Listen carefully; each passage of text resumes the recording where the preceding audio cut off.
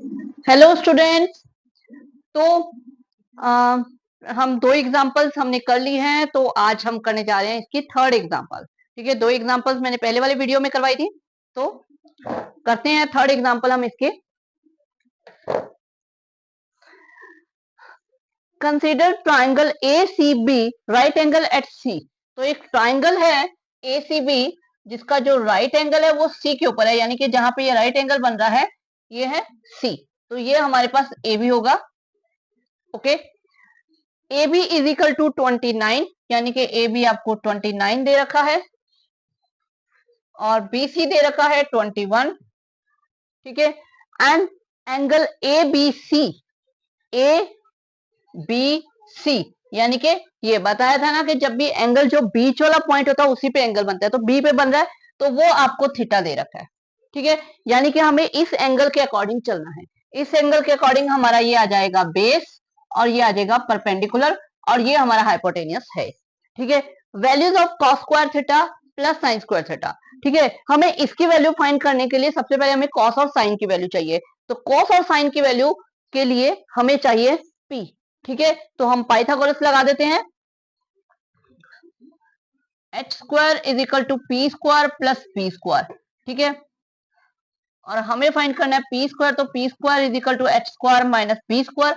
H हमारे पास है 29 एंड बी है हमारे पास 21। अब यहाँ पे हमें के लगाने की नीड नहीं है क्योंकि हमें यहाँ पे एग्जैक्ट वैल्यू दे रखी है, रेशो नहीं दे रखी है, एग्जैक्ट वैल्यू दे रखी है, तो हम इसे डायरेक्ट लेंगे। तो अब यहाँ पे ए स्क्वायर माइनस बी स्क्वायर, पहले मैंने आपको क्या करवाया था कि हम इसका स्क्वायर करके ऐड कर दिया, सब्ट्रैक्ट कर दिया। अब हम इसे ए स्क्वायर माइनस बी स्क्वायर की आइडेंटिटी भी, तो हम ये आइडेंटिटी भी यहाँ पे लगा सकते हैं। ए स्क्वायर माइनस बी स्क्वायर होता है ए माइनस बी ए प्लस बी, थोड़ा सा इजी लग जाएगा। ठीक है, 29 आप डायरेक्ट इसे कर सकते हो, 29 का स्क्वायर माइनस 21 का स्क्वायर करके भी सॉल्व कर सकते हो। ठीक है, तो 29 माइनस 21 एंड 29 प्लस 21, ये हो जाएगा 8 और ये आ जाएगा 50। ठीक है, तो हमें स्क्वायर पी हमें फाइंड करना है, तो 8 इंटू 50 आ जाएगा। अब इसे अगर हम कर लें 8 इंटू 50 डायरेक्ट भी आ जाएगा, ये आ जाएगा 400। ठीक है, 400 का आ जाएगा 20, तो P हमारे पास आ गया है 20। ठीक है, तो अब हम पहले साइन और कॉस फाइंड कर लेते हैं।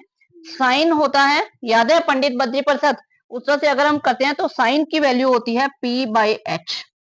तो हमारे पास P आया है इसका 20 और H हमारे पास है 29 and cos theta is equal to होता है B बाई एच। तो B हमारे पास है 21 और H है 29। तो ये हमारे पास साइड, सॉरी, ये हमारे पास साइन और कॉस की वैल्यू आ गई है। इसे हम वहां पे पुट करते हैं और उसे सॉल्व करते हैं। फर्स्ट पॉइंट जो है उसमें है cos square theta plus sine square theta. तो कॉस की वैल्यू है 21 अपॉन 29 और इसकी वैल्यू है 20 अपॉन 29। ओके, 21 का स्क्वायर 441, 400, 841 एंड 841। ओके, ठीक है।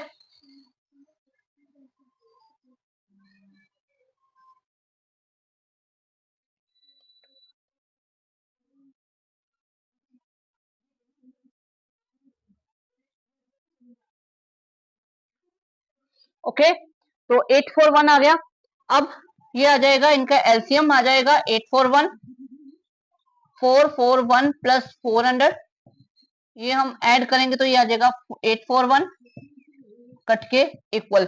ये आपकी आइडेंटिटी भी है, जब हम 8.3 करेंगे तो उसमें हम इस आइडेंटिटी का यूज करेंगे, cos square theta plus sine square theta is equal to 1। तो यहाँ पे हमने ये प्रूव कर दिया।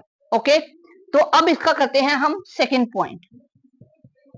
सेकेंड पॉइंट है cos square theta minus sign square theta. Okay, cos की वैल्यू अगेन 21 अपॉन 29 और साइन की वैल्यू 20 अपॉन 29, 441 अपॉन 841, 400 अपॉन 841। तो एलसीएम हमारा 841 ही आ जाएगा। 441 माइनस 400, ये आ जाएगा 41 अपॉन 841। तो ये इसका आ जाएगा आंसर। ओके, तो करते हैं हम फोर्थ एग्जांपल। तो ये आपकी फोर्थ एग्जांपल, ठीक है। फोर्थ एग्जांपल में इन राइट ट्रायंगल एबीसी, एक राइट एंगल ट्रायंगल है एबीसी जिसका राइट एंगल बी पे है, तो इसे हम पहले बना लेते हैं।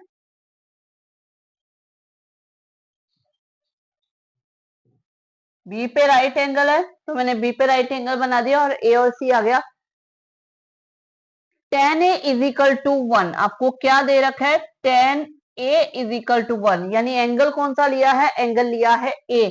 अगर a एंगल लेंगे तो ये हो जाएगा आपका बेस, ये होगा परपेंडिकुलर और ये हो जाएगा हाइपोटेनियस।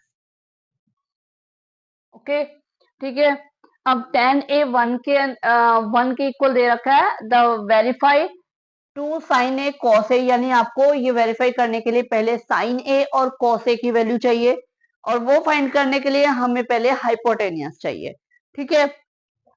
तो यहां से हम tan ए पंडित बद्री प्रसाद के हिसाब से, अगर आपको नहीं माइंड में आए तो क्या कर सकते हो, छोटा सा लिख के देख लिया करो, पंडित बद्री प्रसाद हर हर बोले सोना चांदी तोले, तो आपको दिख रहा है ये P बाय बी हो गया 10, ठीक है। तो ये होगा P बाय बी, अब 1/1 होगा, ठीक है। तो इसका मतलब P is equal to 1K and B is equal to also 1K। ऐसे वो सोचना नहीं है कि ये क्या हो गया, 1 आ गया, इसको हम क्या करें, कुछ नहीं सोचना, जो सामने दिख रहा है उसको लेके आपको सम सॉल्व करना है, ठीक है। तो 1 क्या आ गया, अब H square is equal to P square plus B square. P है हमारा 1K स्क्वायर, बी भी है K स्क्वायर, तो 1K square plus 1K square ये बन गया 2K स्क्वायर। अब h इज इक्वल टू आ जाएगा √2K स्क्वायर, तो √2K, ठीक है। K का हमने स्क्वायर रूट के साथ कट कर दिया, √2K आ गया, तो ये आ गया आपका h। अब हमें फाइंड करना है sine A and cos A. Sine A is equal to होता है P बाय एच, तो P हमारे पास है 1K एंड h है √2K, तो K से K कैंसिल, ये आ जाएगा 1/√2। ओके, ठीक है। अब cos A, ठीक है। अब cos A is equal to B by H, तो B हमारे पास अगेन 1K है और h है √2, K से K कैंसिल, 1/√2। ओके, ठीक है। तो अब हम इसमें पुट कर देते हैं, हमें करना है verify 2 into sine A into cos A is equal to, हमें 1 प्रूव करना है, तो हम लेफ्ट हैंड साइड लेके चल रहे हैं, ठीक है। तो 2 इंटू साइन ए की वैल्यू है 1/√2, ये हमने फाइंड किया है। कॉस ए की वैल्यू है 1/√2, फाइंड किया है, ठीक है। 2 इंटू 1 इंटू 1, 1√2 इंटू √2 2, पता है ना कि अगर दो वैल्यूज का अगर हम √a सेम वैल्यू का रूट से करें तो वो एक के इक्वल होता है, क्योंकि ये क्या हो जाता है, एक का स्क्वायर और स्क्वायर से रूट कैंसिल हो जाता है, ठीक है। तो 2 से 2 कैंसिल, ये आ गया 1 के इक्वल, और यही हमें करना था, equal to right hand side. Okay, clear. तो इसके बाद हम करते हैं फिफ्थ एग्जांपल। वैसे इस एग्जांपल में हमने क्या किया देखो, बिल्कुल भी टफ नहीं है, कुछ भी नहीं किया, मतलब हमें tan ही दे रखा था, हमने tan a का वही P बाय बी लिया, वहां से P और B की वैल्यू ली, वहां से हमने पाइथन लगा के h फाइंड करनी है, h से हमने साइन कोस फाइंड किया और उसको पुट, तो मतलब हमने पाइथन लगा दी, उसके बाद हमने उसका हाइपोटेनियस फाइंड कर लिया, हाइपोटेनियस फाइंड करके हमने साइन और कॉस फाइंड कर लिया, साइन और कॉस फाइंड करके हमने इसके अंदर जो हमें दे रखा था उसमें पुट कर दिया। बहुत से बच्चे ये चीज देख के डर जाते हैं, अरे ये क्या आ गया, क्या चीज आ गई, कैसे होगी, कुछ भी नहीं है। Sine cos tan cot sec और कोसेक, इन चारों इन छह में से कुछ भी आ जाए, सिंपल हमें उसे फाइंड करना होता है, और फाइंड करने का तरीका हमें बहुत इजीली आता है, तो हम फाइंड करके उसको पुट कर दो और हमारा सम ओवर, ठीक है। तो हम इसके बाद करते हैं फिफ्थ एग्जांपल। तो ये है आपकी fifth example, in triangle OPQ, in triangle OPQ, यहाँ पे आपको ट्रायंगल गिवन है, ठीक है। Right angle at P, P के ऊपर राइट एंगल है, यानी कि क्यू और ओ एक्यूट एंगल है। OP is equal to 7 centimetre दे रखा है, एंड आपको दे रखा है OQ minus PQ is equal to 1, यानी कि आपको क्या दे रखा है, ये जो आपके हाइपोटेनियस है और ये जो साइड है PQ, इन दोनों का डिफरेंस 1 है, ठीक है। इसमें आपको डरने की कोई जरूरत नहीं है और टेंशन की जरूरत नहीं है कि ये हम कैसे सॉल्व करेंगे। बहुत सिंपली पाइथागोरस से ही ये सॉल्व होगा, कुछ अलग से नहीं लगेगा। तो अभी हम इसे सॉल्व करेंगे तो देखना कितना सिंपल क्वेश्चन है ये, ठीक है। Determine the value of sine Q and P Q, हमें एंगल कौन सा लेना है, क्यू, ये एंगल लेना है, तो उसके हिसाब से ये हमारा बेस हो जाएगा, ये हाइपोटेनियस और ये परपेंडिकुलर, ठीक है। तो हम करते हैं स्टार्ट। अब इस पे हमें लगानी तो पाइथागोरस ही है, लेकिन पाइथागोरस लगाने के लिए हम क्या करेंगे, हमारे पास ओपी की वैल्यू तो एग्जैक्ट दे रखी है 7, बाकी ये जो दोनों हैं इन्हें क्या करेंगे, हमें एक ही साइड के फॉर्म में हम ले लेंगे, ताकि अगर वन वेरिएबल इक्वेशन होती है तो उसे सॉल्व करना इजी होता है, हमें पता है। तो हम इसे वन वेरिएबल इक्वेशन बनाएंगे। यहां से हम क्या करेंगे, O Q is equal to, ये पी क्यू माइनस में है, ये उस साइड जाके हो जाएगी प्लस में, तो ओ क्यू की वैल्यू आ जाएगी 1 प्लस पी क्यू, और पी क्यू को हम पी क्यू ही लेके चलेंगे, ओके। तो अब हम लगाते हैं इसमें H square is equal to P square plus B square, ये हमारे पास होता है। एच हमारे पास है ओ क्यू, पी हमारे पास है पीओ, और पी क्यू का स्क्वायर। ओ क्यू हमारे पास है 1 प्लस पी क्यू, तो एग्जैक्ट हम इसको ऐसे ही उठा के यहाँ पे पुट कर देंगे, और पीओ की वैल्यू है हमारे पास 7, ओ पी या पीओ एक ही बात है। पी क्यू को हम पी क्यू ही लेंगे, क्योंकि हमें वन वेरिएबल इक्वेशन बनानी है, तो पी क्यू हमने यहाँ पे पी क्यू यूज किया, तो यहाँ भी हम पी क्यू ही ले लेंगे, ठीक है। तो अब यहाँ पे आपका क्या है, बहुत से बच्चे यही मिस्टेक करते हैं कि ये बन रही है a प्लस बी की होल स्क्वायर की आइडेंटिटी। जो बच्चे नहीं लगाते हैं वो क्या कर देते हैं, 1 का स्क्वायर और पी क्यू का स्क्वायर करके उसको सॉल्व कर लेते हैं, और वही आपकी मिस्टेक होती है, ठीक है। तो a प्लस बी की होल स्क्वायर होता है A square plus B square plus 2ab, तो हम यहाँ पे यही आइडेंटिटी यूज होगी। आपका a है 1 और b है पी क्यू, तो ए स्क्वायर यानी कि 1 का square, B square P Q square, and 2ab 2 into 1 into P Q, okay. Then next 7 का स्क्वायर है 49, पी क्यू स्क्वायर हम पी क्यू स्क्वायर ही लेने देंगे, क्योंकि यहाँ पे हमारा ये कट रही है, भी प्लस में इक्वल टू में आ रहे हैं, तो ये हमारे कट यानी पी क्यू स्क्वायर खत्म, ठीक है। 1 का स्क्वायर 1 होगा, ये आ जाएगा 2 PQ, और इधर हमारे पास 49 है, तो ये आ जाएगा हमारा PQ स्क्वायर। अब ये PQ स्क्वायर और PQ स्क्वायर सेम है, ये दोनों कट जाएंगे आपस में। हमारे पास यहाँ पे क्या बचा, 1 का स्क्वायर 1, और ये आ जाएगा 2PQ, और आपका इस साइड आ जाएगा 49। अब हम क्या करते हैं, ये 1 को उधर ले जाके सब्ट्रैक्ट कर देते हैं, 2PQ is equal to 49 minus 1 यानी कि 48।